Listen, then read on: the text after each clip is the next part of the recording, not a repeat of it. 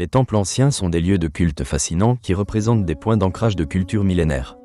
En parcourant leurs vestiges, nous découvrons des histoires complexes mêlant spiritualité, rituels et connaissances approfondies de l'astronomie. L'interaction entre ces dimensions a façonné les croyances et les pratiques des civilisations. Les temples de l'Antiquité sont souvent construits selon des axes astronomiques particuliers. Par exemple, les temples égyptiens, tels que Karnak et Luxor, sont orientés de manière à capturer la lumière du soleil à des moments précis. Les anciens Égyptiens possédaient une connaissance approfondie des cycles solaires. Le lever du soleil au solstice d'été marquait une période de renouveau, influençant tant leur agriculture que leurs rituels. Ils célébraient l'inondation du Nil, un phénomène associé à la cyclicité des saisons. Une autre illustration célèbre est celle des temples mayas, comme Tikal et Chichén Itzá. Ces structures étaient conçues pour mettre en valeur des événements astronomiques. Le temple de Kukulkan, à Chichén Itzá, est emblématique de cette connexion. Pendant les équinoxes, l'ombre projetée par le soleil crée un effet rappelant un serpent descendant. Ce phénomène était reconnu comme un moment sacré du cycle annuel. Les temples grecs présentent une autre facette de cette interaction.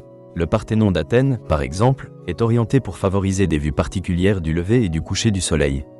Les Grecs croyaient que ces instants étaient favorables pour prier et faire des offrandes. Cette architecture révélait une intégration profonde des concepts astronomiques dans la pensée religieuse des Grecs. En étudiant ces temples, on perçoit comment les rituels étaient souvent synchronisés avec les événements célestes. Les rituels sacrés étaient orchestrés lors d'éclipses, de phases lunaires ou de constellations particulières. Ces cérémonies revêtaient un caractère cyclique, marquant des temps de fertilité ou de sécheresse, de guerre ou de paix. Un axe essentiel de cette relation était la notion de temps.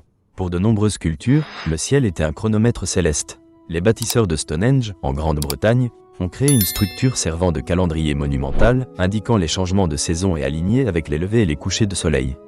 Stonehenge était plus qu'un lieu de culte. C'était aussi un observatoire astronomique permettant de marquer le passage du temps et de réguler les activités communautaires. Pour les anciens, l'astronomie et la spiritualité étaient indissociables. Les astres et les mouvements planétaires étaient souvent anthropomorphisés. Dans la mythologie grecque, le Parthénon était dédié à Athéna, la déesse de la sagesse, dont l'observation des étoiles relevait d'une relation intime avec le cosmos. L'importance des temples dans ces sociétés est cruciale. Ils servaient de centre de vie sociale. Les fêtes religieuses associées aux observations astronomiques renforçaient la cohésion sociale. Chaque événement céleste marquait des temps forts de célébration, de sacrifice ou d'offrande.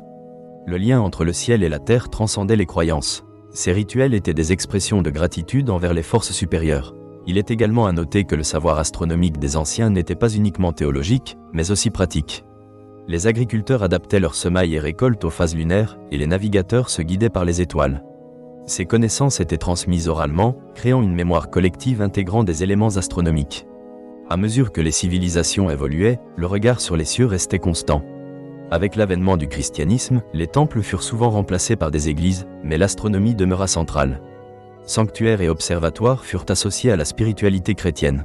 L'astronomie médiévale, portée par des penseurs comme Copernic, confirmait l'importance de la recherche des réalités célestes. En conclusion, les temples anciens, en tant que lieux de culte, symbolisent une quête de sens et de compréhension. Ils illustrent comment les anciennes civilisations ont cherché à honorer des divinités et à vivre en harmonie avec les cycles naturels. Cette relation entre l'humain et l'immensité céleste constitue un héritage riche dont nous pouvons encore tirer des leçons aujourd'hui.